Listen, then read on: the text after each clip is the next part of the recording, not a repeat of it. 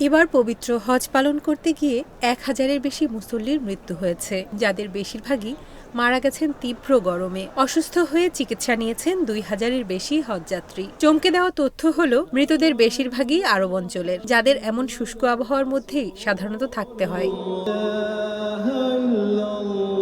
২০২৩ সালের চেয়ে এবারের হজে মৃত্যু ৭০০ বেশি। সৌদি কর্তৃপক্ষ জানিয়েছে, কিছু হজযাত্রী বার্ধক্যজনিত কারণে মারা গেছেন। বেশিরভাগ মারা গেছেন অত্যধিক তাপমাত্রায়। আবার যেসব হজযাত্রী মারা গেছেন তাদের অর্ধেকের বেশি বৈধ নয় বলেও দাবি সৌদির।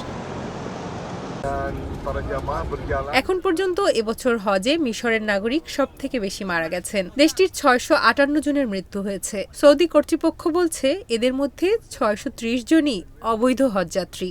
বৈধভাবে না আসার কারণে গরমের বিশেষ সরকারি পরিষেবা গ্রহণ করতে পারেননি এসব হজযাত্রী। আর এবার গরম বেশি হওয়ায় সহ্য করাও কঠিন হয়ে যায় তাদের জন্য।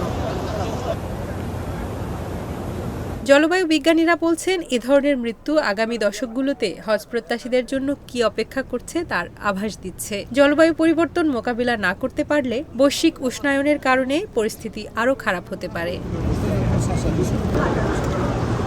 চাঁদের হিসেবে পবিত্র হজ পালনের সময় নির্ধারিত হয়। এবার এমন সময় হজের সূচি পড়েছে যখন সৌদি আরবে তাপমাত্রা ৫২ ডিগ্রি সেলসিয়াসে পৌঁছেছে। কিন্তু সৌদি সরকার বলেছিল, হজের সময় দেশটিতে ৪৪ ডিগ্রি পর্যন্ত তাপমাত্রা উঠতে পারে। সৌদি আবহাওয়া দপ্তর বলছে, জলবায়ু পরিবর্তনের কারণে মক্কা ও মদিনায় গড় তাপমাত্রা বেড়েছে ১.৫ ডিগ্রি সেলসিয়াস।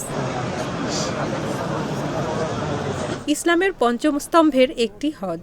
ধর্মীয় বিধান অনুযায়ী প্রত্যেক প্রাপ্তবয়স্ক ও সামর্থ্যবান মুসলিম নারী পুরুষের জন্য জীবনে অন্তত একবার হজ করা ফরজ। এবার ১৮ লাখের বেশি মানুষ হজে অংশ নেন। পবিত্র হজ শুরুর আগে অবৈধভাবে যাওয়া হাজারো বিদেশিকে বের করে দেয় সৌদি সরকার। তবে অনেকেই থেকে যান। তারা লুকিয়ে হজ করেন। হজযাত্রীদের গরমের স্বস্তির জন্য বিশেষ অনেক ব্যবস্থা রাখা হয়েছিল। বৈধ না হওয়ায় অনেকেই এই পরিষেবা নিতে পারেননি। তারা শীতাতপ নিয়ন্ত্রিত এলাকায় প্রবেশ করতে পারেননি। এছাড়া নিরাপত্তা কর্মীরাও এসব অবৈধ বিদেশিদের খুঁজতেন। দেখলেই ধরার চেষ্টা করলে এরা দৌড়ে লুকিয়ে যেতেন। এই গরমে এভাবে লুকিয়ে থাকতে থাকতে অনেকেই ক্লান্ত হয়ে যান।